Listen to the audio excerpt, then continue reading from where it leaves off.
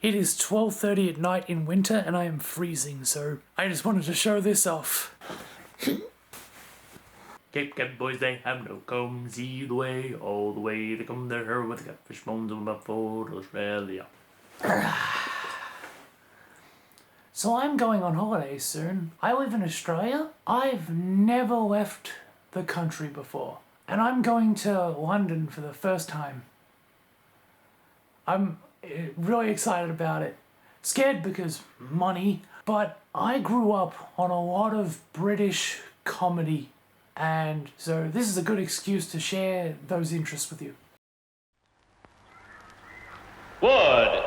My grandfather, who we called Pop, had on video a movie called The Plank, and I really enjoyed it. It has Tommy Cooper in it. It's not quite black and white, but it's really in those old and brown zones. It's basically two guys need to get a plank of wood from A to B, and the plank seems to be sentient.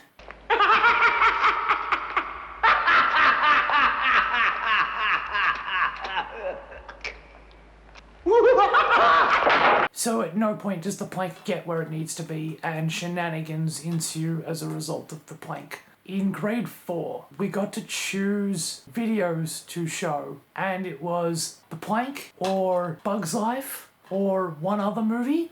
And I remember being like, let's watch The Plank, because we brought videos in. I brought in The Plank. And I was like, oh, I can't wait to see how everyone realizes how funny this movie is. Oh, and the cat.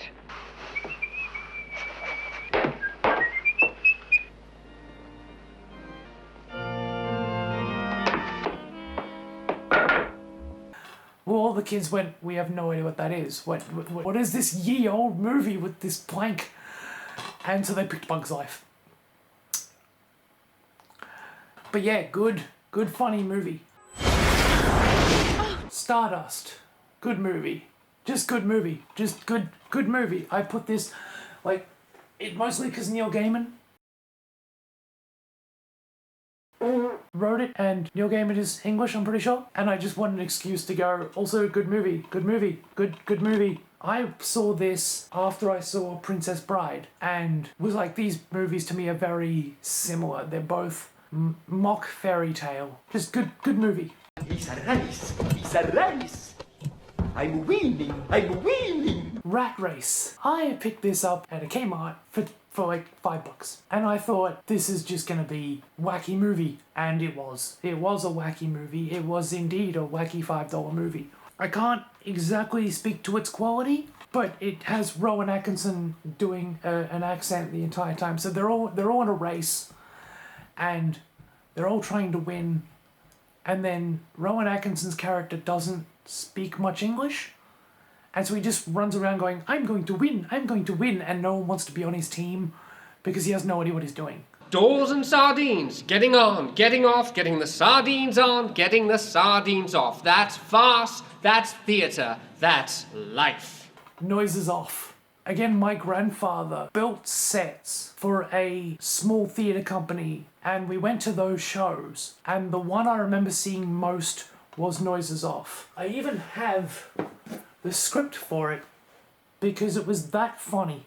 It's such a genius concept that I wish I'd thought of it and written it first. It's a play within a play, so a bunch of people are putting on a play, and it opens with this lady trying to remember to take the sardines. And so, typical farce sketch, where she picks them up, does something else, forgets them, remembers, picks them up, does something else, and then keeps swapping them in and out, and the humour comes from, is she gonna remember them? And then discovering that this is actually a play they're putting on, and she can't remember her lines, she can't remember her cues, and all the other people in it are having relationships, having affairs. So first act is just the play, second act is what's going on behind the scenes, Third act is what it looks like to the audience now that we know what's going on behind the scenes. Like, it's very, very great setup, progression, payoff in that the first act is very clearly laying foundations. We understand what the play's supposed to look like. Then the second act is showing us the subtext behind what's going on, so we understand how it's being turned. And then the ultimate payoff, to use the Christopher Nolan Prestige 3-act thing, seeing the payoff of the middle reuniting with the beginning to create this combination of we're seeing the play collapse. And it's hilarious because we now know the full context.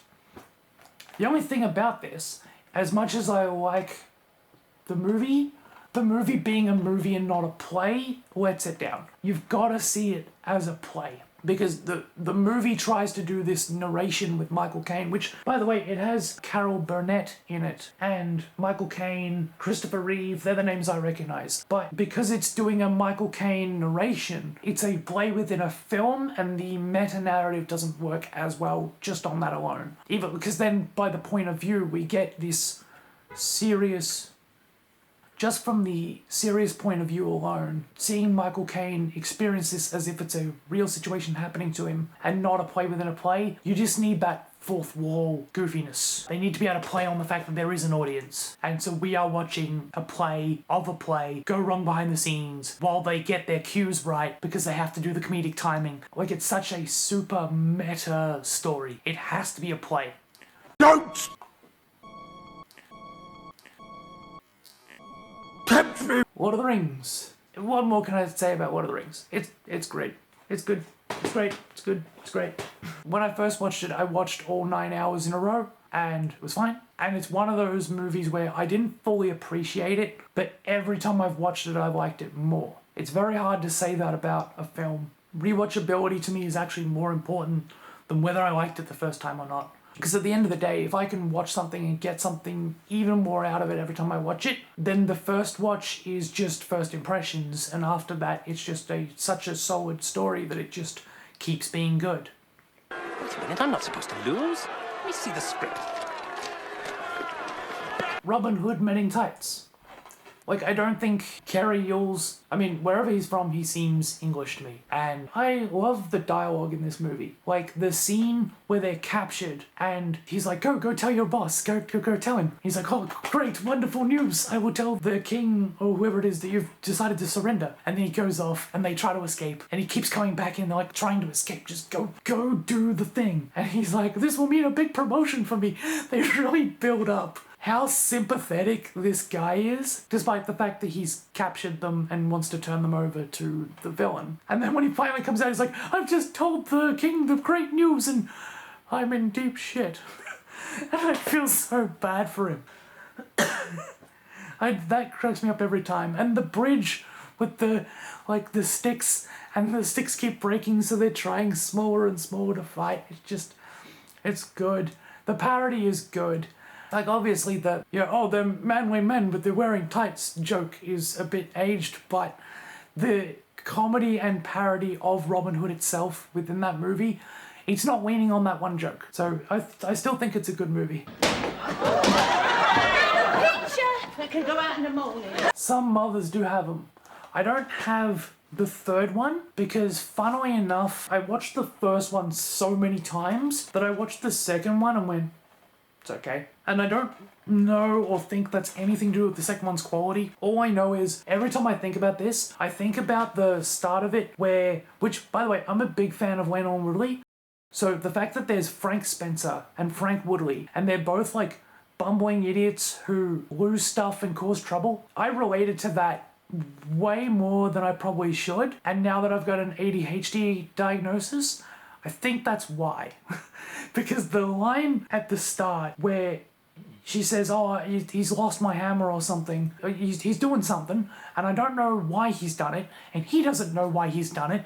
Nobody else knows why he's done it, but he just keeps on doing it. And that seemed to be the reaction to me doing tasks. Like, I'd just be like, this is the way I do it, and people go, why do you do it that way? And I'd be like, that just made sense to me. And they're like, but it clearly takes twice as long as the way most people do it. And I just, well, that's what came to mind. That's how I do it. And the line when they're in the hotel, because the nature of things just naturally going wrong. Like, I did comedy for 3 years, from 2011 to 2014. And my year 12 project is basically me trying to film myself and it going wrong. Like, from the get-go, I said, this will go wrong if most things won't go to plan. And even with that year 12 project, I got into the director's choice with that. And I showed that to an audience. So I actually got to see that people found it funny. I got to see it working. But when they pulled the screen down to play it, the screen wouldn't work. And me and the tech guy at school who had helped me edit it were laughing our pants off. Because we knew what the video was about. We knew that it was one big comedy on how nothing works and the technology fails us. And the audience was sitting there going, oh, the video's not working yet. Don't they're having a bit of technical difficulty. And I'm like, that's what the thing's about. I knew this would happen. I knew this was gonna happen. Why aren't you upset? Because I was right. I was walking around all day pretending there wasn't gonna be any bad news, but here it is, bad news. Hello, old friend. Ray. This is where I feel comfortable. Oh, I'm back. You're not happy unless you're miserable. Bingo! Well, the kids broke the VCR. So when they're in the hotel, some others do have them, and they're trying as hard as they can not to break anything more and trying to get out of the hotel they've broken. And they're like, well, what if we move this to here and this to here, and what about that plank of wood? And Frank keeps going, well, this goes there and this goes there and that goes out in the morning. And I will quote, that goes out in the morning. Because every time she's like, but what about this part of the plane? You haven't thought about that part. And he's like, I don't know, chuck it out. Yeah, it's such a good show. Oh yeah, also the second episode where they build a futuristic house that is foolproof and Frank breaks it. That's kind of how it felt. Like, you create things that are foolproof and then I come along and chaos it up. And this is why I say, like, I leaned away from the comedy after a while. Because at first I was like, I'm made for this. My life is chaos. Everything is naturally funny. And it stopped being funny. It started to get really frustrating. I got to a point in life where I needed to have a job and do comedy, and any attempt to have job resulted in chaos. And I kept saying, well, that's because I don't do job well, I do comedy well. But then I had to make a comedy job, and comedy job meant travel and migraines and things. So it all just kind of crashed together as a, wait a second, what is causing this chaos? What is going on? Yeah. How inconsiderate of people to die at the weekend. Keeping up appearances. My nan used to watch this show, and all I remember is Hyacinth Bucket. She pronounces it bouquet. But it's spelt bucket. Sorry, Bouquet would go around just ruining people's lives. And everyone around her would be like, you know, she's trying so hard to look like she fits in with the upper class and doesn't like her neighbors, but everyone can, like, see right through her, and they understand that she's putting on airs, and just the comedy that comes from that, how she's trying so hard to keep up appearances, and everyone understands what she's actually doing. This book, sir, contains every word in our beloved language. I hope you will not object if I also offer the Doctor my most enthusiastic contrafibularities. Blackadder. I actually didn't manage to see Blackadder for a long time. I didn't understand what it was, and the title Blackadder did not appeal to me. I kind of knew the Rowan Atkinson was in it, but it was sort of like the guy from Mr. Bean is in some other historical thing. And then on recommendation from storytelling peers, I watched it and watched the first season, and it was Rowan Atkinson doing a Mr. Bean impression, sort of. And everyone insisted, no, watch season 2, season 1 was finding its feet. And yeah, they were right. On top of that, I happened to also be seeing a bit of Ryan Laurie around the same time, which also, so many good sketches. I don't even know where to start, but I love the one where Hugh Laurie is playing a parent and Stephen Fry is playing the teacher or principal, and the parent is complaining about how they're learning sex ed in school. No. Call yourself a school? Well, I don't actually call myself a school. And Stephen Fry is basically like, well, what? Because the parent starts being like, I can't believe you're telling people that people get pregnant by having sex. And Stephen Fry's like, well, that's true though. And the parent's like, no, it's not. It's nothing more than a disgusting rumour put about by trendy young people in the 60s. And Michael just sort of popped up, did he? Yes. One day he was just there. It's very hard for you to believe, isn't it? It's very hard for you to believe that there's still some of us who can bring a child into this world without recourse to cannabis and government handouts. Like, just the sheer stupidity from Hugh Laurie's character and the way Stephen Fry calmly handles it. There's just so many, them playing Hey Jude with high and low voices. The sketch where Hugh Laurie comes into a shop and Stephen Fry acts like he said the code word and a bunch of shenanigans happen. Good morning. I beg your pardon. I said good morning. It's a sketch show, so it's all over the place in terms of variety, but it's got a lot of some favourite stuff in it, and I can't off the top of my head list all of them. So I'll probably actually do a video on that at some point. Oh yeah, and by extension, Stephen Fry and Hugh Laurie are also in Blackadder quite a bit. And then I was doing an assignment on the book Hamnet, which I was reading for the first time for that assignment, and in order to kind of understand the history of Shakespeare, I watched Upstart Crow.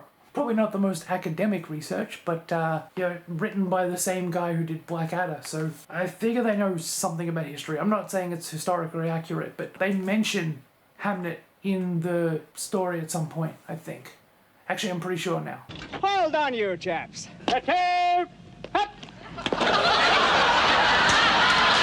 Dad's Army. My grandfather had season 4 and season 4 only on DVD. And so all I remember is one episode, and in that episode, they all have to practice a salute, but they can't seem to get the salute right. And while the episode is going, they also need to get a blimp that has escaped.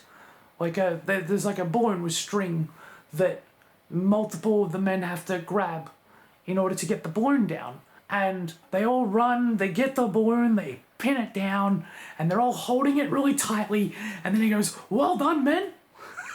And they all go, and they all let the balloon go, and I, as a kid, found that hilarious. And that is the memory I have of Dad's Army, and so I have my grandpa's 4th season, and then I found these at an op shop. So I have season 4, season 8, and the Christmas specials. In London? I wanted to mention Friends season 4. Obviously an American sitcom, not an English sitcom, but Friends season 4 is where Emily comes in and then they go to London. So I can almost guarantee when I'm in London, I'm going to recognise things from this episode. Did he say splunge? Monty Python's Personal Best and Flying Circus. And I've got the movie somewhere, but I've got both a movie box set pack and the individual movies because my dad had them on DVD, and my dad showed us Monty Python Holy Grail, and I saw it not fully understanding what it was. So when the Black Knight's arm got chopped off, I was actually scared. But once I got to, I think, at the point where Revenge of the Sith came out and they were lopping off limbs all the time, I got to a point where I could watch that scene and then discovered that it was funny and parody. So, it helped. I think there were certain movies, and Jurassic Park also, because the scene where the lady turns around and it's just a severed arm. I rewatched Jurassic Park as well. There are things that I was afraid of and then rewatched, and now are my favourite things. But yeah, Monty Python Holy Grail, just famous parody movie. I showed it to a friend, not fully giving them context for what it was, and they got through the multicoloured moose subtitles and were confused. But yeah, I love it. And then Life of Brian. I didn't care as much for Meaning of Life, but I also really liked And Now for Something Completely Different. The TV show was something that I watched after I'd seen all the movies, and I did find it very hit and miss. I feel like people, even at the time, feel that way. But to the point where I can remember a lot from the Fry and Laurie sketches, but most of what I can remember from Monty Python Flying Circus, I already saw in Personal Best. Though, of course, Monty Python Personal Best has its own great sketches. There's the ones most people think of, like the fish slap dance, or the cheese shop sketch, or the ex-parrot. But when I think of this, I actually think of the Eric Idle Money song. Like, I've got 90,000 pounds in my pajamas, I've got 40,000 Frankfurts in my fridge.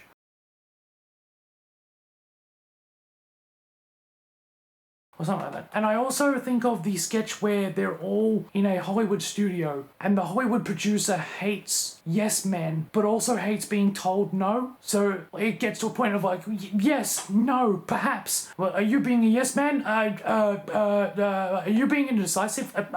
Sponge. Like, that's what I remember the most, actually. I remember those obscure sketches that I personally love, that stick out to me when I'm like, yeah, there's the personal best, everyone's favorites. But then there's those sketches I don't hear anyone talk about, and those ones really stick out to me. I could almost quote them. There is nothing quite as wonderful as money, money, money. There is nothing that can be written by. But yeah, Life of Brian. Everyone knows the always look on the bright side of life. But you've got like the sketch of everyone listening to the prophets and one guy being like, and someone will lose his hammer. And then like someone loses their hammer later in the movie. You know, the whole, he is the Messiah, I am not. I should know, I followed a few. Just every... After watching Life of Brian, I watched the full 4-hour video of John Cleese and Michael Palin talking to the priests as they complain that it made religion look bad. And like, that's parody. But I like that, like, even Michael Palin and John Cleese were like, we didn't make fun of Jesus Christ, we made fun of Brian. We still respected the people in your religion, like, we just didn't fully respect the part where people believe things without reason. But then the priest being like, well, I certainly wouldn't. And all I remember is the line where one of the priests said, I started this very open-minded, and Michael Palin's snapback of, well, you certainly started open-minded. Like, you could see Michael Palin and John Cleese were fed up with these two people telling them that they just couldn't say anything bad about the church. And if you've also seen Stephen Fry, his speech to the church about whether Christianity does good or evil, I believe there are a lot of good Christians in the world, but I fundamentally agree with what he said about... The church is very loose on moral evils because although they try to accuse people like me who believe in empiricism and the Enlightenment of somehow what they call moral relativism, as if it's some appalling sin, where what it actually means is thought, they, for example, thought that slavery was perfectly fine. Absolutely okay, and then they didn't. And what is the point of the Catholic Church if it says, oh, well, we couldn't know better because nobody else did? Then what are you for? Pushing your will on other people and then telling people you've got a moral high ground. No, Christianity does not have the moral high ground. Too many pedophiles, simply put. Yeah, and then, you know, Monty Python Holy Grail with the Black Knight sketch, A Man Called Tim. I just, you know, I could rattle off literally every scene in the movie and be here forever. The which way's the same as a duck, the bring out your dead, the shrubbery, you know, yeah. Like, the only reason I can't list them all is because my brain blocks up with too many options. Python group, and the fact that they've called it 1 down 5 to go, I aim to get some of that humor back.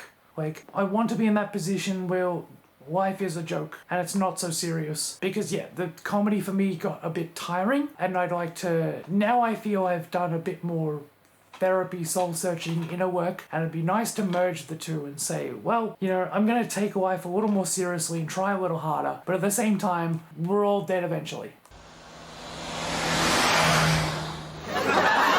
Mr. Bean Whole Adventures. This is, I got this fairly recently, so I had the Mr. Bean show, but individual DVDs, and I had this, so the 2 movies, but I didn't have the cartoon, and this was the only way to get all 3, and now they're all in one spot as well, so I've got all the TV shows in one disc. The weird thing is, I have my criticisms of the Mr. Bean movies. I think it's sort of like how the Mr. Bean TV show and the Mr. Bean movies are very much like the Wallace and Gromit TV show versus the Were-Rabbit movie. And that's not to say the movie is bad, but there is something about when it's really short sketches, they work really well. Like they get to really crack down on the bits that work. Whereas when it's a movie, they need to fill such a runtime that I don't think all of it works as well. Like it's just that putting them in the 20-minute things keeps it sharp, keeps it punchy, and like the movies are still fun, but the what I get most from the Mr. Bean's Holiday is the song Here We Go Way Too Fast, Don't Stop Now, You're Gonna Crash.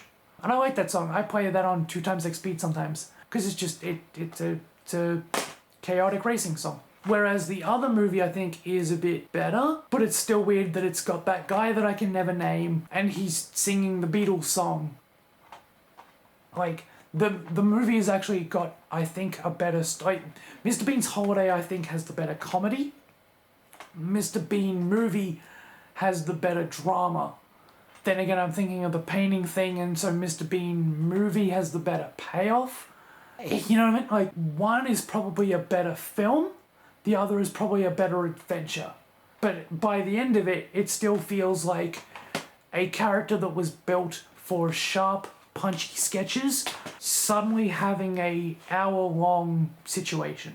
I don't know, it's not that they're bad, it's just like, compared to the show, I think is the thing. It has so much to live up to. For me, yeah, like the baby, or he's got a baby on a pram, and the baby, he puts balloons on the baby to make it stop crying, and it flies into the air. Oh, good night, Mr. Bean, where he's doing the exam and he's trying desperately to cheat. Like, look it up. If you can find the YouTube video, please go watch every Mr. Bean sketch. Of everything here, I will happily recommend Mr. Bean to everyone because, like they say, because he doesn't talk much and it's purely physical comedy, it's just, like, universal. Like, we've all, I would say at least, there's always exceptions. The majority of people in the world have been in that situation of being at a school test and going, oh, I'm screwed. And he puts so much comedic energy into what would you do if you were an irrational human who did every impulse that came to your head? So you'd be like, well, I'll cheat off the other guy. If you won't let me cheat, I'll sneak around the other side. It's just so... Rowan Atkinson said he played Mr. Bean like a child, but it's almost like our inner monkey. Like, if we had no regulation and we're just like, see if you can get away with it. Like, yeah, trying to... being so afraid of diving in a swimming pool that you just sit there like that. I feel like I'm afraid of heights. I've been in that situation, not that high because I'd never get up there in the first place, but I've had that feeling. Same deal when he goes on the date with the horror movie. So you know what, I see I'm gonna get too much into this. Like, I'm literally reading every episode and being like, that is a good one, that is a great one. Every single Mr. Bean episode, hang on, let me double check just to be absolutely sure. Yes, every single Mr. Bean episode is the greatest episode of Mr. Bean. There isn't a single episode that I go, oh, not this one. I don't know, lad. It's like no cheese I've ever tasted. And then, yeah, same with Wallace and Gromit. I do think The Wrong Trousers is the most iconic and my favourite, but Grand Day Out and A Close Shave are still some of the best animation ever made. I wish there was such a thing as like a gold sticker for some shows, because Mr. Bean and Wallace and Gromit should have it. They should just have on the front, gold sticker, this is a perfect show. Garrett, would you give me change for this, please? In one moment. I'm just dealing with this gentleman. Surely this gentleman wouldn't mind if you just gave me change. Do you? No, go ahead. Now, I've booked a room and bath with a sea view for 3 nights. Mr. Thurston is the gentleman I'm attending to at the moment. What? Mr. Thurston is the gentleman I'm attending... Don't shout, I'm not deaf. When I pay for a view, I expect something more interesting than that. But that is Torquay, madam. But it's not good enough. I expect to be able to see the sea. You can see the sea. It's over there between the land and the sky. Listen to me. I'm not satisfied, but I've decided to stay here. However, I shall expect a reduction. Fawlty Towers. So me and my dad saw the live performance when John Cleese brought his version back to Melbourne. This, as good as every Fawlty Towers episode is, and there's plenty of iconics other than the one I'm going to mention, my favourite is hands down when the lady with the hearing aid wants to put the price down in the hotel. Because John Cleese said he met someone who ran a hotel, and they said you'll always get someone who comes in and tries to bargain the price and tries to complain as much as possible to put the price down. And maybe it's because I worked hospitality at the time, I related to that so hard. I think we all can to a point. Like, it's why we, in the year this is being made, people refer to people who complain to the manager as Karens. Like, we literally have a name now that we use for people who go complain to the manager to try and get the price or something, like they just want to win. And the fact that like Basil Fawlty is a terrible human being who gets his comeuppance near every time. The joke, there's too much butter on those trays. He goes, there are too much butter on those trays. He goes, no, senor, no dos tres. And I was like, that's so clever. That's a good way of playing with the two languages. But yeah, Basil Fawlty thinking that he just hates this lady, and I hate this lady, and I want to see him defeat her, but it's Fawlty Towers, and Basil Fawlty deserves punishment at all times. And so despite the fact that he thinks for the first time ever he's gonna get a one-up on this person who has cheated him, yeah, he still suffers, and it's great. It's fun to watch Basil Fawlty suffer. Torchwood Season 1. When I was younger, well, Doctor Who, but it's mature. I haven't seen Children of Earth.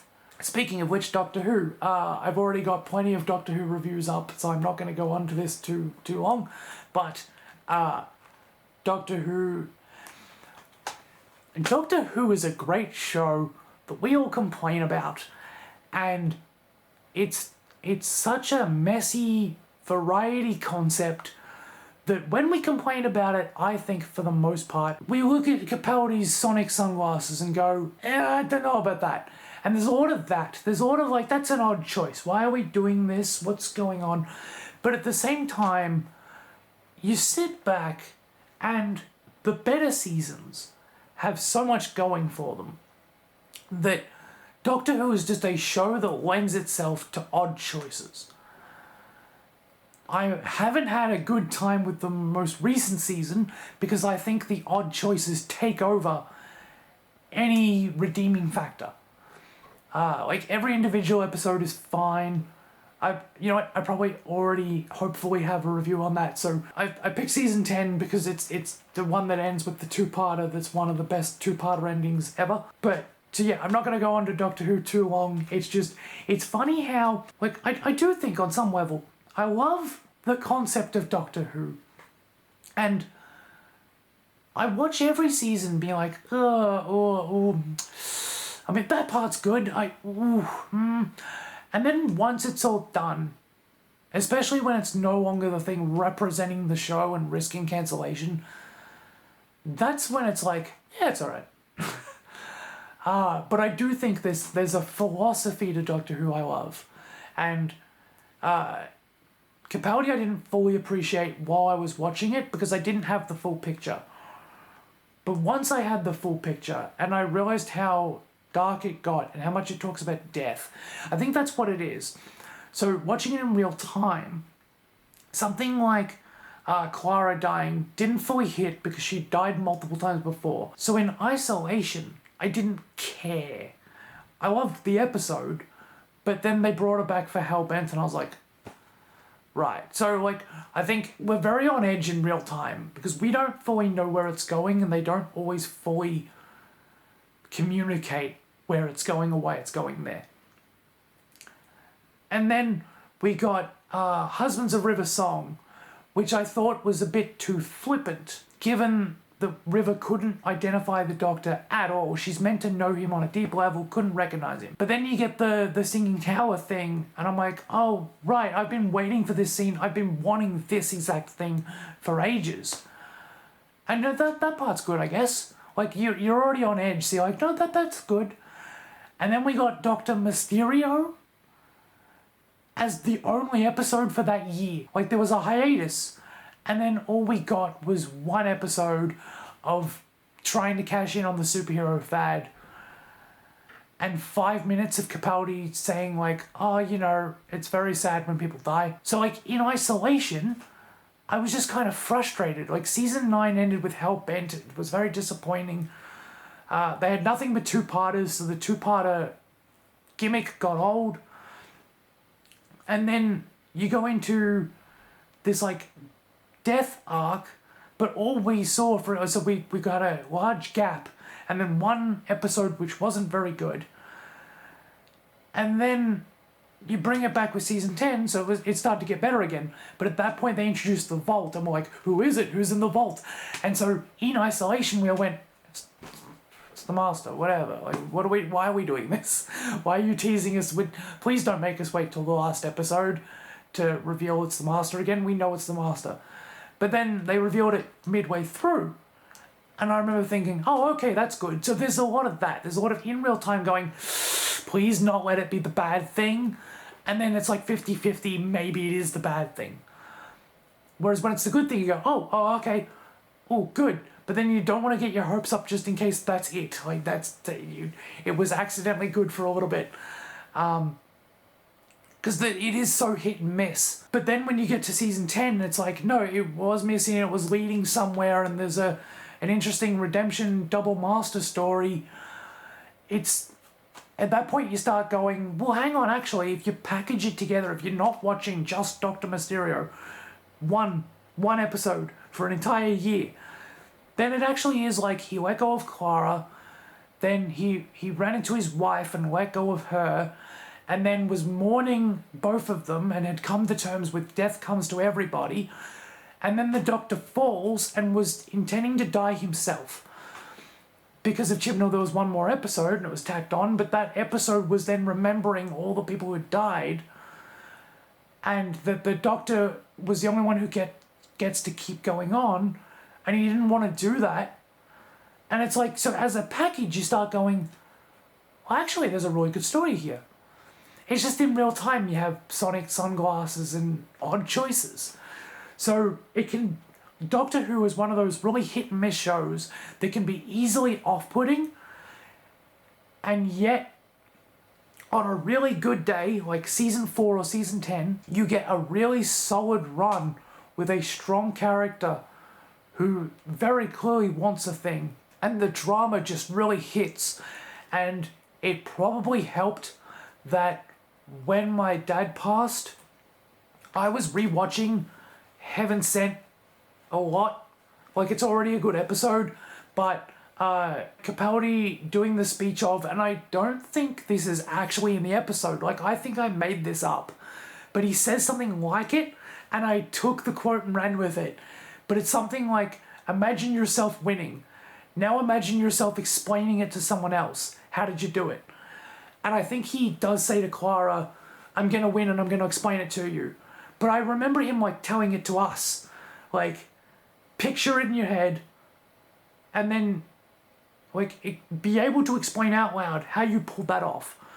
And then go do the thing you said you could pull off. Like, be able to pull it off so that you can tell the story afterwards. And I found that really inspiring. And just the, you know, punching the wall, persistence, keep going, like, and there are a lot of supercuts where they do, and Doctor Who lives in supercuts, because you have these moments of absolute wonder and magic that when you put them together, you see Tennant, you know, raging at the human blood. You see Tennant raging at the family of blood. You see Matt Smith doing the speech to Rings of Akatan. You see Capaldi talking about the war he went through. And you just sort of go, wow, I care about this character. Like, in real time, they have really iffy episodes. There's definitely a production problem where they just can't get enough time and enough something. Like, they are always clearly in a rush. They've got a better budget now, but there's just something going on production-wise that always holds it back from being a really smooth production from beginning to end, so that every script can be the best script it possibly can. There are a lot of first drafts, but when it hits, it goes into that, for lack of a better word, pantheon, where you get that supercut of look at all this character went through, look at their best moments, and their best moments make it worth it. So when my dad passed, and I was watching Heaven Sent, I watched from Heaven Sent to Hell Bent and the Clara on the TARDIS, the memorial picture, and then I watched him say goodbye to River, and then I watched him talk about how death is very sad, and I put that in my father's eulogy. Yeah.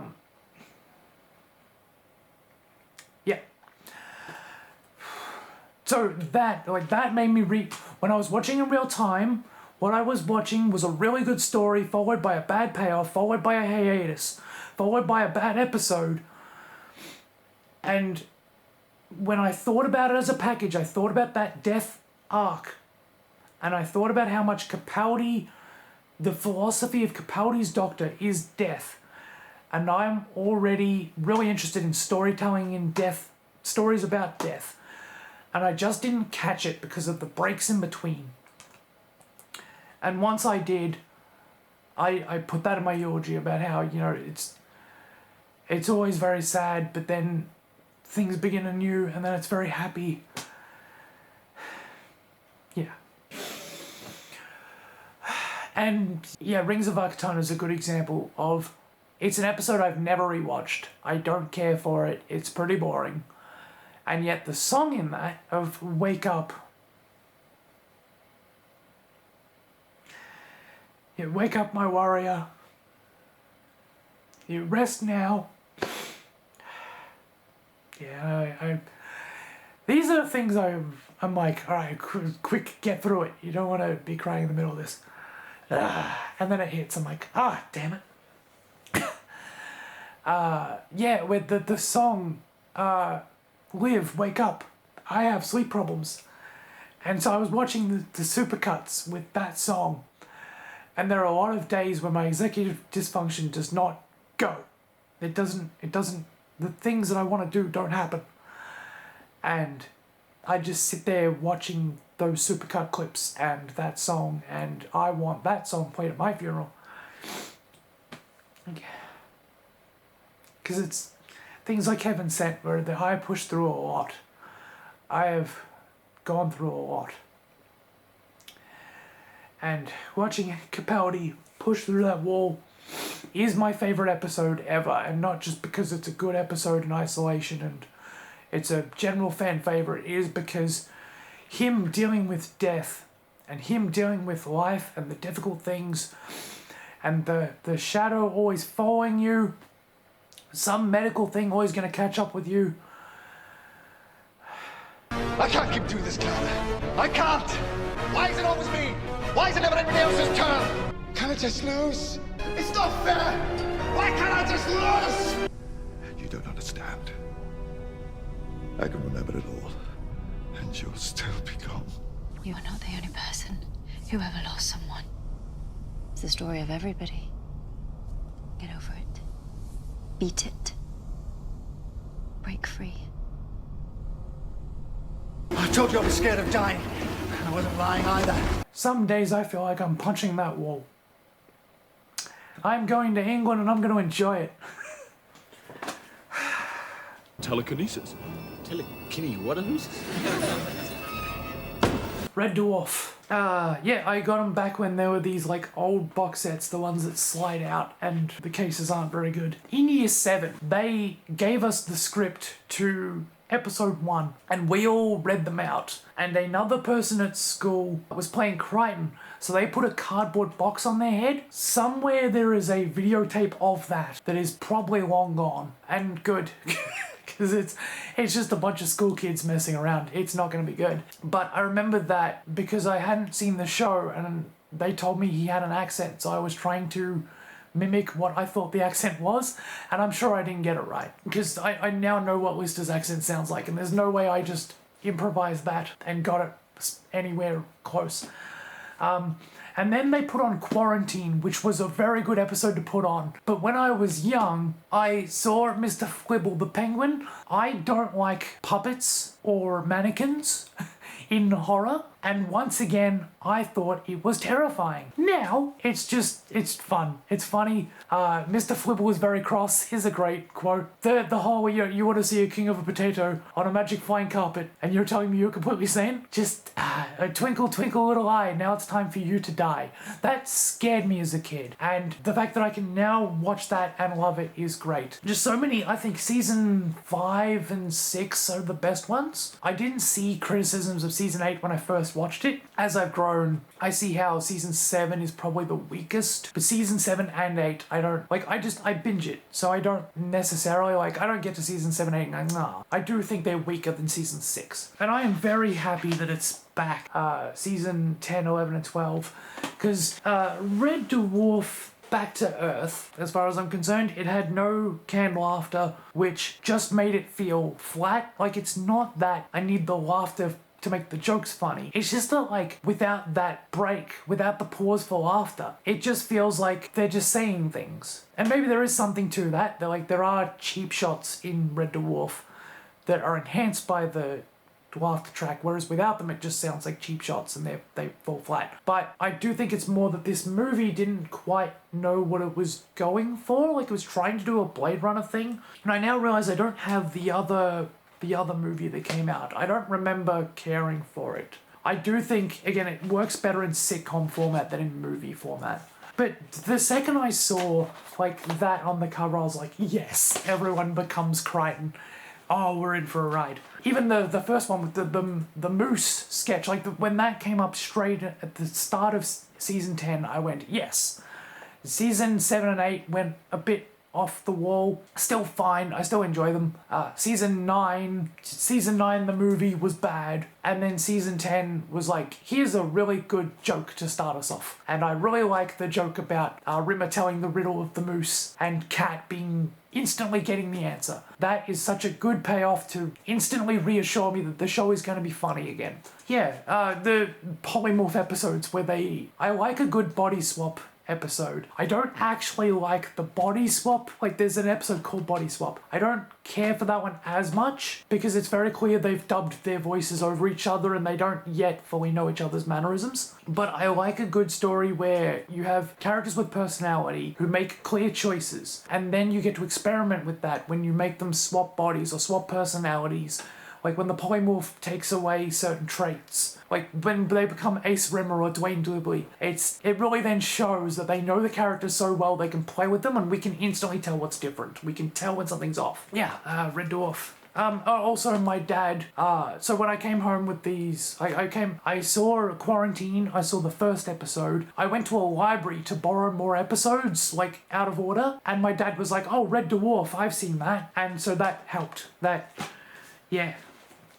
You'll notice a lot of shows that I watched when I was young were through my grandfather, grandmother, dad. Yeah. I got into a lot of comedy through family. Yeah, I just, more and more, and this is also an ADHD OCD thing, I relate to people through shows. My problem is that, in spite of the life I've built, I feel empty. Deal with the feelings. But I don't know what he wants. Then why do you keep trying to bury him in shows? Because that's all I have. I really like finding what other people like and enjoying that with them. Yeah. Mr. Rumbold wants you. Can you take over from me? I'm afraid not, Captain Peacock. I'm right in the middle of demonstrating the magic mushroom tree. I'll take over. Are You Being Served? This is an interesting one because there was a show in Australia called the Russell Gilbert Comedy Hour, and they had, some of them are on this, but like this isn't that. But Benny Hill, they also had George and Mildred on the buses, a few others, but Are You Being Served is the one that stuck with me. They might have had Hello, Hello at some point as well. But yes, Are You Being Served is the one that stuck with me. The start of it with the intro, with you can hear the cashier going ground floor, petunery, stationery and lavendry, wigs and haberdashery, kitchenware and shoes going up. It's like you feel like you're in the elevator going up to where they work. And Mr. Humphries being one of the very early, I can't say openly gay, you know, it set the bar for, as far as I know, one of the earlier representations of gay people in media. Mrs. Slocum and the cat jokes. Mr. Granger and constantly falling asleep, and they say to him, "Are you free, Mr. Granger?" And he goes, "Oh yes, I'm free." Like it's their wake up Jeff. But in general, also they often say to each other, "Are you free? We need, these two characters need to have a conversation." And just the customers that come in and the shenanigans that come from customers that come in. And I think at least once an episode, Mr. Grace, the owner of the department store, will come in to tell everybody they're doing a really good job. And something funny will happen with that, I think. Like, I haven't watched it in a while. The movie is bad. But yeah, obviously the older I get and the more I learn about life, everything is nuanced and complicated. And everything has its history. Especially trying to watch, like, On the Buses again, I find it very uncomfortable. But at the end of the day, I will always go with, I really like the characters, and I really like the situations they're in. And that's what I look for. Why'd it done that? IT crowd. I'm gonna say this up front. Dear God, the guy who made this show went off the deep end. That aside, this is a solid show. Yeah, I don't think there's a single bad season among them. The battery is going flat. One of these days I'll get through a full video without running out of battery or SD card space. But as it's 2:15 PM in the morning and I want to finish this video, so my plan with this video was actually to do 8 videos in advance, because while I'm in England I don't want to be rushing videos out, so I have done the insane thing of trying to get 8 of them done now and also not make these ones terrible and rushed. All of these will be edited within 2 days. Hopefully. So this is the only angle I can get with the camera plugged in, so we're gonna continue from here. So here we go. The Two Ronnies. The strange thing about this is I grew up with the best of the Two Ronnies, part 1 and part 2. And they had some good general sketches, like the one where they're on the phone to each other. They're having 2 separate conversations on the phone to other people, but it sounds like they're having a conversation between them. There's just 2 guys doing like a conversation back and forth. So I don't know, they had decent like sketch formats. And the obvious, you know, it's good night from me, it's good night from him. But then I eventually, when I was first like collecting as many DVDs as possible, came across season 1 and watched it, and it was fine, but again, not as good as the best of. Like, I'd grown up with the best of to the point where I was like, yeah, it's fine, it's, you know, it's regular TV show format. And the thing that I took away from this is actually a band called New World. Like, I got to the point where, because there really was no YouTube when I had this. So when I wanted to listen to New World, I would just put this on and skip scenes until we got to New World. Unfortunately, New World were rarely given their own scene, so I had to skip forward to like a sketch and hope it was after. Like, I had to try and figure out exactly when in the episode they did appear. Which I now think about, there are several songs the Two Ronnies sing in this that now sound racist. And they definitely do blackface in later seasons of the show, so that's unfortunate. There's a sketch in this with John Cleese in it. I also like they had a mock political thing where they said, let's now consider the state of the party, and they'd cut to a party. I find like they're comedy icons, but I do personally, when I rewatch it, I don't find as much value in it as I used to.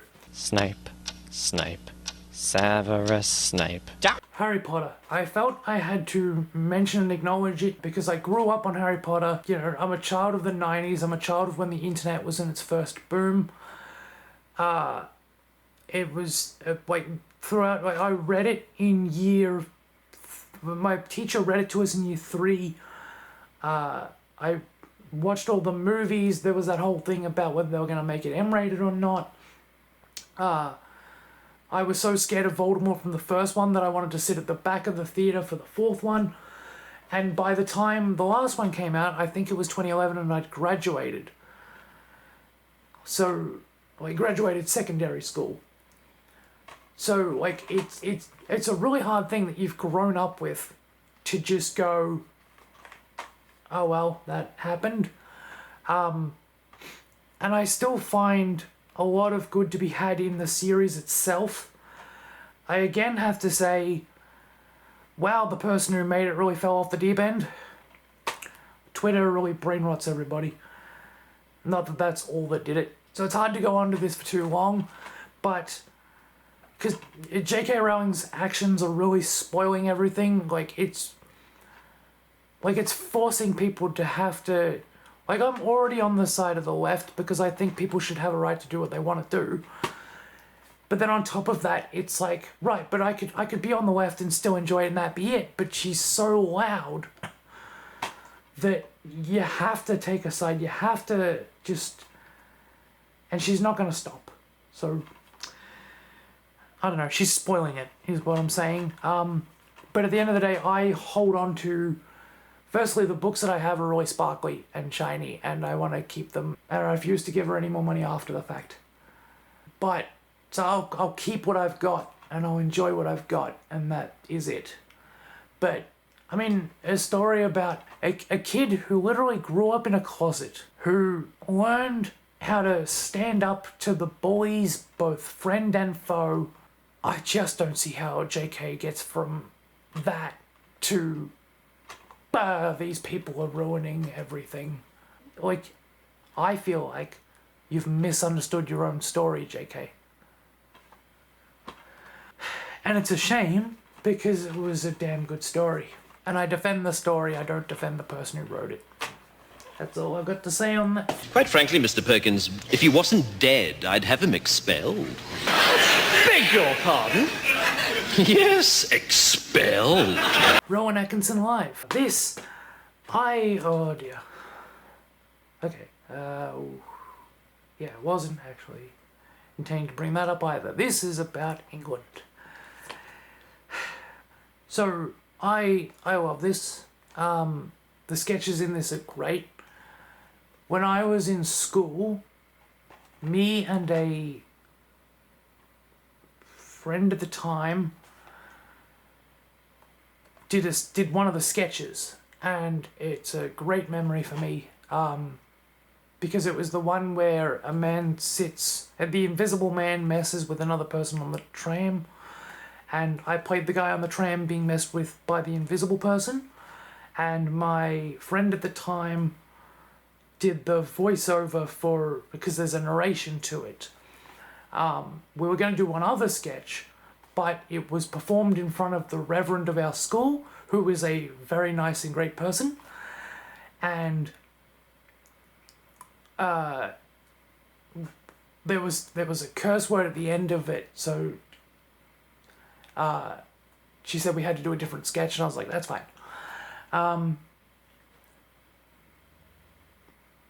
Yeah, I'm not going to talk about that.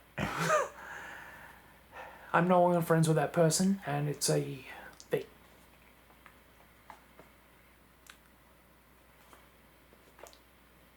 They committed a crime against me. No more confessions, sorry. But I will tell you the truth. Never be cruel, never be cowardly. Hate is always foolish. Love is always wise. Always try to be nice, but never fail to be kind. The sketch where he's at the school and he's talking about this kid he doesn't like to the parent of that kid because the kid has died and the parent is concerned that the kid has died, and the principal is more concerned about discipline than he is about the dead kid. The one where he reads out the Bible, but it's about John Daniels.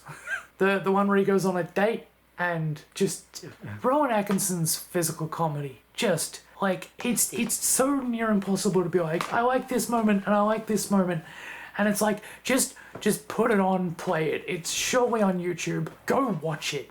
It's so good. Between Frank Woodley and Mr. Bean, that was my comedy idol. That was absolutely the kind of comedy I wanted to do. I ended up doing more TV-based one-liners because they were easy for me to remember, but I was always a very expressive person. I liked really playing up the... Because I found in most sitcoms, it's not the joke itself, it's when the other character goes... Like, it's the expression on their face that something absurd has just happened, and it's given the appropriate reaction, and that makes it funny. This is an anonymous phone call. Oh, hello, Mr. Curry. It's not Mr. Curry. I have some news concerning the bear. Paddington and Paddington 2. I watched these recently, and I really like the Peter Capaldi's in it. And also the lady who plays Molly Weasley. Yeah, I think it's one of those movies that I like both the magical, I guess, yeah, just magical feeling of it, but I also like that there's all these all-star cast in it. English movies have a real, like, oh yeah, I've seen them in everything else kind of feel. It's like they have one cast. They have one big group of cast, and if they're not in Harry Potter, they're in Doctor Who, or... yeah. Dreaming of my Toba boner banging on the door. Noel Fielding live. Again, because I'd seen IT Crowd, me and my dad went to see this live in Melbourne. All I remember from it, and it's funny, it's on the back, all I remember from it is what they called Toblerone, where he's a triangle, and he has a Toblerone there. That's all I remember. That is all I remember. But it's one of the many comedy shows I went to with my dad. That guy is my hero. That guy is who I want to be. I don't want to yell at stuff anymore. When things go wrong, I want that little part of me to go, "Hello, my friend!" Adam Hills. Now, yeah, obviously, Adam Hills is Australian, but notable for two reasons.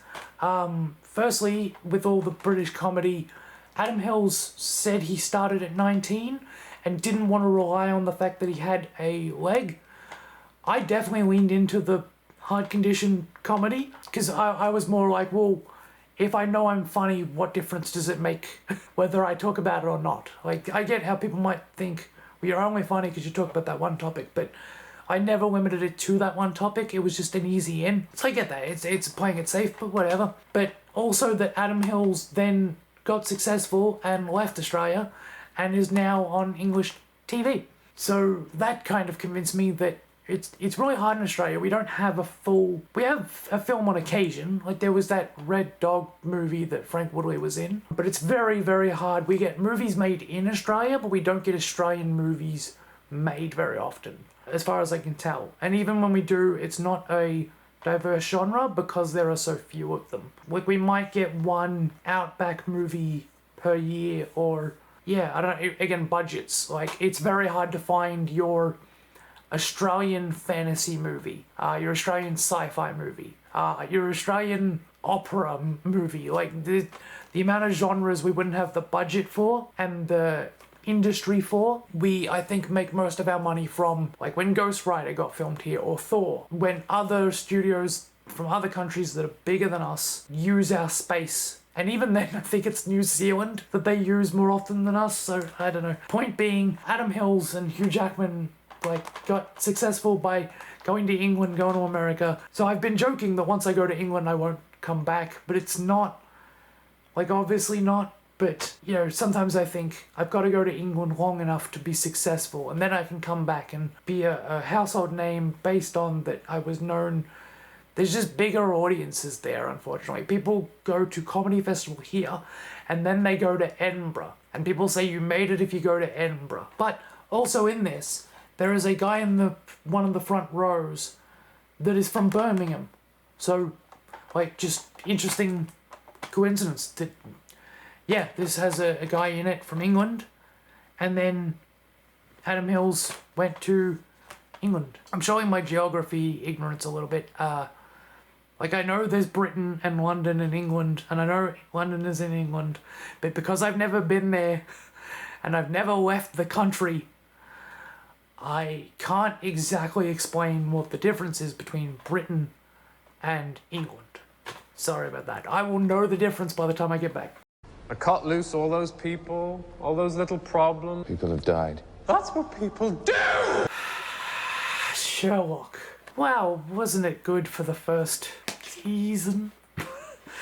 It went from I really enjoyed the first two. You had the death of Sherlock Holmes. Moriarty was a good performance. And then season 3 happened and they made fun of the theories, and I wasn't involved in doing the theories, but I fully understood that when you have Sherlock die and come back to life, you need an explanation. And instead they just made the most ridiculous, oh, what if it was Darren Brown? And you're like, yeah, cool. You can make fun of it as long as you're willing to have an equal idea. You can't mock it and then have nothing. And then season 4 was one of the worst things I've ever seen. That's not season 4, that's season 4.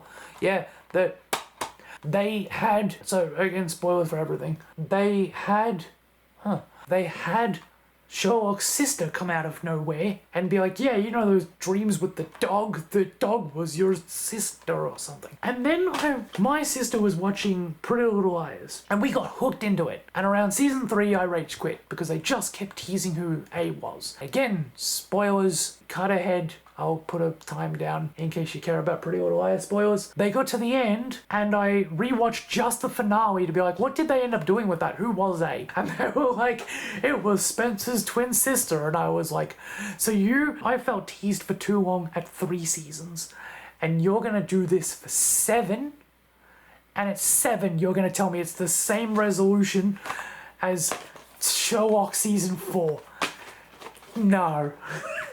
Both shows bad. Though yeah, I will still watch the first season or 2 of Sherlock and be like, it's alright. I like the line from Moriarty when Sherlock says, people have died, and Moriarty says, that's what people do! Because I thought that was a profound moment. What a lovely accent. Is that Manchester? Yes, how'd you know? Oh, I'm quite the Anglophile. I'm sure Fraser and Dad have already told you. No, they didn't mention it. Oh, well, you undoubtedly guessed as much when they said I spent a year studying at Cambridge. No, they didn't mention that either. I guess my father and brother don't spend a lot of time talking about me when I'm not around.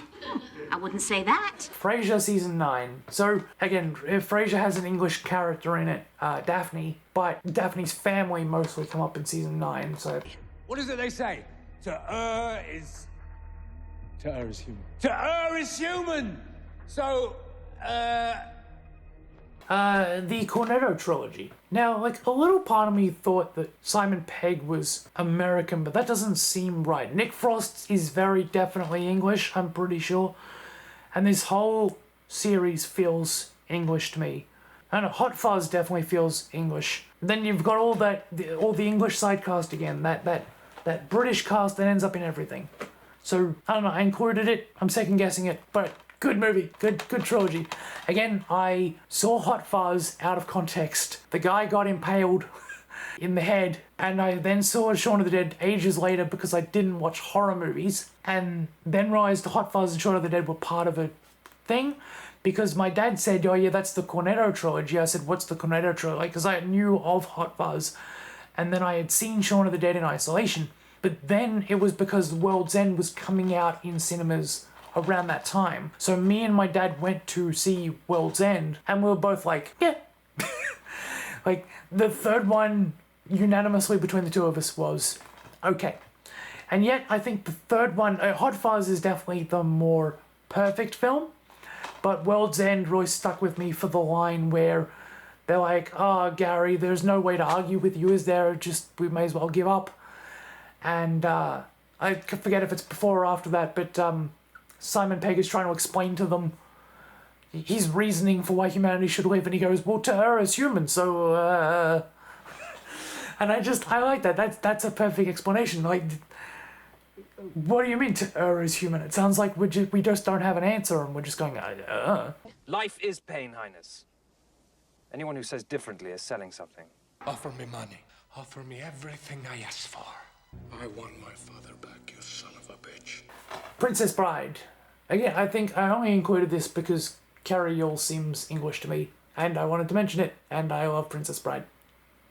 Anyone want to add anything to that? No. Yes. Vicar of Dibley. This is an interesting one again because my nan had it on DVD. I never saw it. When my nan passed away, my partner was like, oh, Vicar of Dibley, definitely, like, get that. And I was like, oh, okay. I mean, it's about a vicar in the middle of a country. How good can it be? I mean, it's got that lady from Harry Potter in it. That one scene from Harry Potter 3. And yeah, I watched it with my partner and she was right. It's great. The guy who goes, no, yes.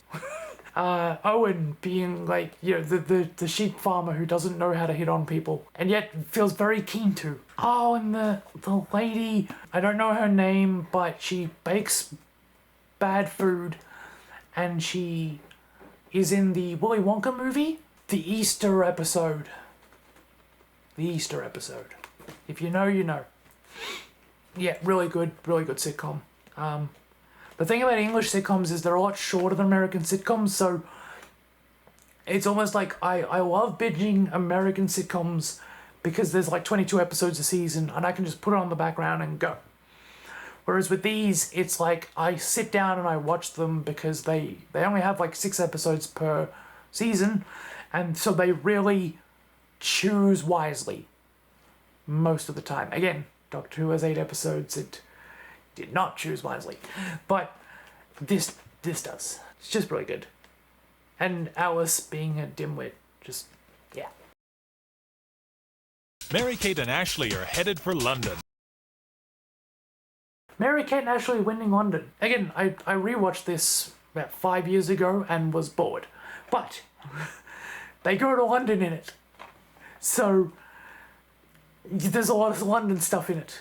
And I'm sure when I go there I'll be like, oh yeah, I've seen that in Winning London. Because they're in London. I know that it is one of these men. Tinker, tailor, soldier, spy. And Tinker Tailor Soldier Spy. This is where I really tossed and turned whether to even include movies. Because like they might have English actors in them, but I don't know if they were made in England. But I feel like this has definitely got enough English actors in it to say English film. I'm not sure I ever understood it, but it got 5 stars everywhere. And I remember watching it in theaters, and it's interesting. I don't know what happened in it or what it's about. Like, it just, yep. But who will rescue the rescuers? And we are down to our last, I'm gonna say 2, because the last one that I have in that collection is, you can probably guess from the video I made before, Thunderbirds. I've already talked about Thunderbirds in the videos, but yeah, I am a big fan of Thunderbirds, even to the point where I have the new stuff. I find it interesting, the difference between the two, because the original was Super Marination, the other one is animated. Animated does give them more wiggle room to do action, which Thunderbirds needs more of, but it almost comes at the expense of, well, now that they can move, they don't need to compensate on the stakes and intensity so much. So I did find that the original Thunderbirds, and this is probably just nostalgia talking, but the original Thunderbirds compensates and rides on the idea of imagination, like, because it's just practical effects. It's like that thing of, like, yeah, you've got more creative freedom to move around, but it almost leads to less imagination. It's still a good show, but now it is more the characters are active and doing things, so the thinness of the characters is a bit more evident. Whereas here you kind of go, well, yeah, the characters are thin, they're puppets, but wow, the rescues, like, I don't know, there's something about, it adds something but takes something away, and what I really like about the original isn't quite as much there in the new one. Then again, I'm older, and maybe also my imagination waned a bit. It does have the advantage of, like, now Kirano can do more things. I think her name is not Kirano. I'm sure Tintin's name was changed in this. Like, yeah, some of the updated things are good. Rhys Darby randomly voicing characters. Same with Jason Alexander. I like to say, Rhys Darby, what are you doing here? Because he just pops up in the most random things. Like in the Jumanji movie, he just rolls up in a cart, and I'm like, Rhys Darby, Yes Man, and things like that. But like the fact that the Hood can now do more action things, I think the Hood is better in this, because initially he was just some guy. He couldn't do much. Like an iconic figure, but couldn't offer as much to the role. Like, it was far more about the mechanics and the rescues, whereas this is more about the action and the Thunderbirds being heroic people fighting the bad guy who is the Hood. So they both got their strengths. But yeah, Thunderbirds, yeah, like, I'll show you. Like, I've got this for the longest time. It's falling apart. But it's like a really old, oh, hear that crack. See, yeah, like old comic. Like, I think this is actually the first comic I ever read, because, but it's bizarre, the first comic strip I ever had was Thunderbirds. You wouldn't think of Thunderbirds as a comic. I found this at an op shop and was like, you know what, I've never owned much, I mean, I've got 1 or 2 other things since, but I've never owned, like, unopened stuff, and I'm not big on that. Like, I'm very much like, things are made to be played with, you know, no point really keeping them on a shelf in case they may be worth something someday. But given that I've already got one that I found again. This is like the one my dad had that I accidentally broke. So I rebought this almost like a, see, it's back, it's fine. So the fact that I've already got this, I'm like, well, you know what? It'd be cool to have one that's just a bit of a collectible thing. But yeah, I don't go into collectibles much because I like to be able to use my stuff, and I like a little bit of wear and tear and knowing that I enjoyed the things. I like memories and experience more than I like keeping stuff, even though I keep a lot of stuff. Yeah! I remember when my mum bought this for birthday or Christmas. So my birthday is very close to Christmas, 22nd to 25th. So I remember my mum putting it on lay-by and saying, this is $100. So, like, she wanted to be sure I was going to play with it, and I played with it. I still got it. Yeah. Yeah, when I go to England, I'm definitely getting a Thunderbird shirt of some sort, and hopefully in the next video I'm wearing it, and that'll be the video talking about coming back from my trip. This will all be scheduled, so the next video will be me coming back from the holiday to tell you all about it. Just laugh, and we shall all perform for you. Last one, let's go again. Alice in Wonderland. I've been sitting on this one a bit, and I've already talked about it in the nostalgia hoarding video with the VHSs based on their label. But so I really want to talk about Alice in Wonderland 1985 because that's the next one in the three that I initially talked about there. Although I will touch on Alice in Wonderland 2000 and something, just because it seems relevant to connect to that. But then there's also but look at that gold trim. I love gold stuff. It also feels so nice. I like books that feel nice. And this little booklet, one of these those books that I can't see if you can see it, but yeah, like, and I've got a few of these, the different types. But this is the Alice in Wonderland one, and I'm definitely going to talk about that more in that video. But I'm saving that video because I do not want to rush that video in these 8. So hopefully if I've done this right, it'll be this video, then the England video, and I'll have 2 months to edit the Alice in Wonderland video. That's my schedule now. Maybe I'll fail it because I'll be on holiday and won't think about the Alice in Wonderland video at all. But I've been meaning, I did the Off We Go to Grandma's House, and this is the next one I intend to do. And yeah, Alice in Wonderland, also English. And the thing that has been really meaningful to Alice in Wonderland 1985, like I mentioned earlier, in it, most Alice in Wonderland stories are an anti-plot. This one has Alice encountering the Jabberwocky. It scared me as a kid, and I've mentioned this in the hoarding video, but it's more relevant here because the Jabberwocky scares Alice so much that an owl tells her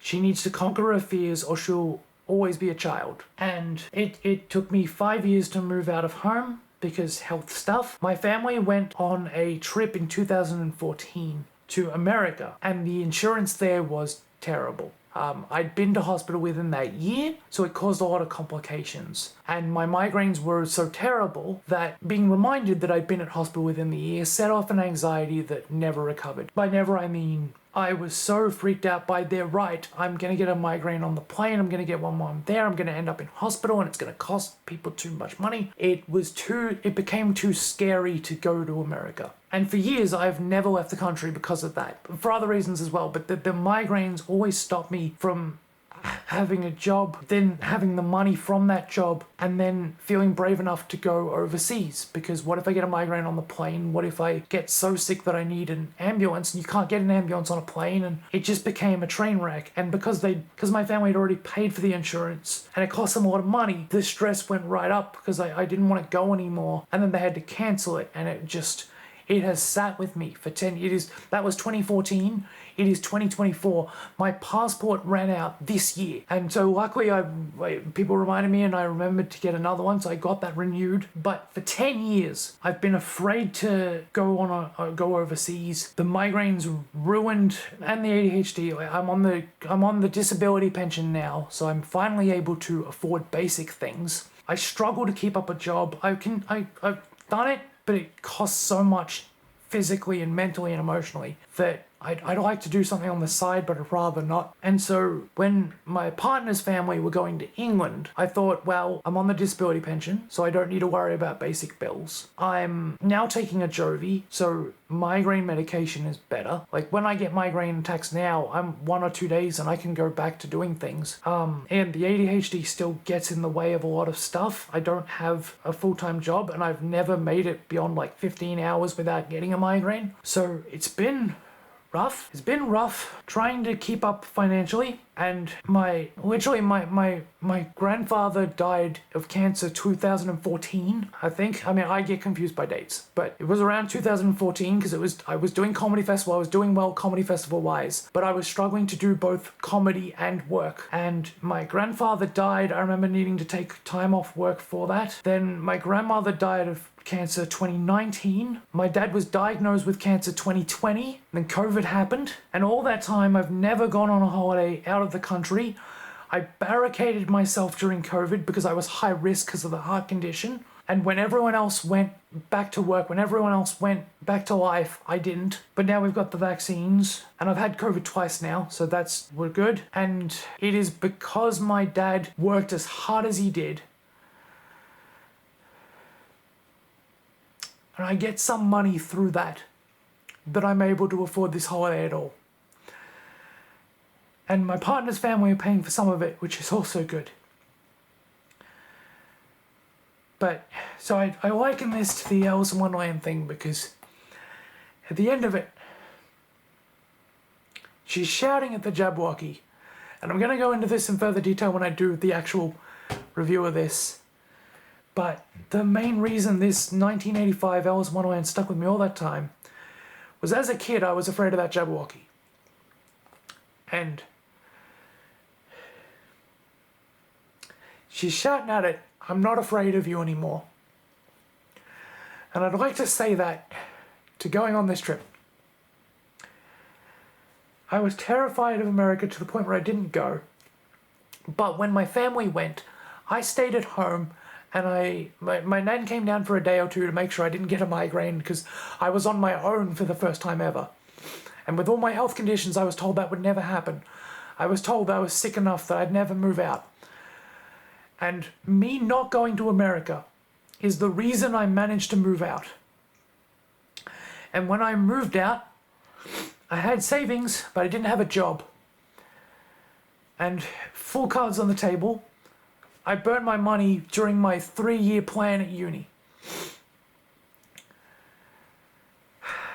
And so it sucks in some way that the only reason I didn't crash and burn financially is because my dad passed away. And at the same time, that means I actually have these opportunities.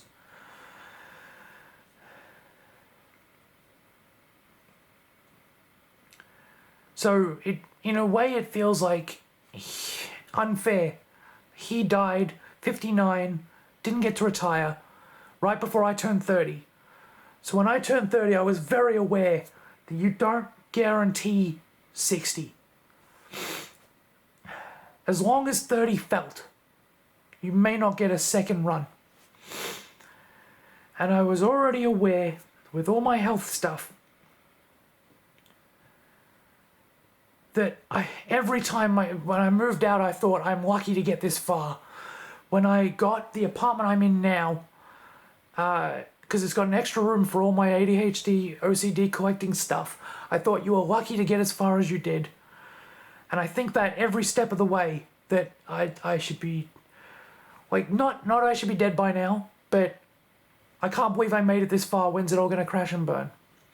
So I think I keep stuff as memories. I keep stuff as I lived, I existed. I'm not keeping record because I lived, I existed. And I'm just 10 years from the America trip. I'm not afraid anymore. And that's a lie. Because everything terrifies me. Every time I think I shouldn't be able to do that, I identified as sick, and still do on some levels, but I'm doing a lot better. part of doing this YouTube thing is like getting to the point of you're not going to magically fix your sleep schedule by tomorrow. Just start, just go. And if you end up ranting about the medical things and trauma, whatever, fine. Because there's a lot going on. And I'm not going to get very far being like, I'm a happy-go-lucky comedian. That didn't work the first time round.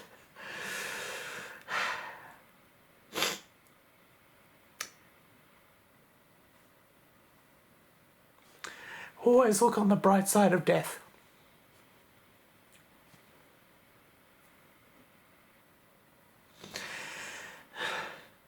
Face your fears. Rescue yourself. Go to England. See you in the next one when I'm back and I get to tell you how great it was. I've never been out of the country. It's time. Get up. Off your ass. And win. Don't you want to know how I survived? Go on. Ask me. Rule 1 of dying, don't. Rule 2, slow down. Assume you're going to survive. Always assume that. Imagine you've already survived. I always imagine that I'm back in my TARDIS, showing off, telling you how I escaped making you laugh. And I'm going to explain to you how I survived. Laugh hard. Run fast. Be kind. You're just memories. I let you go.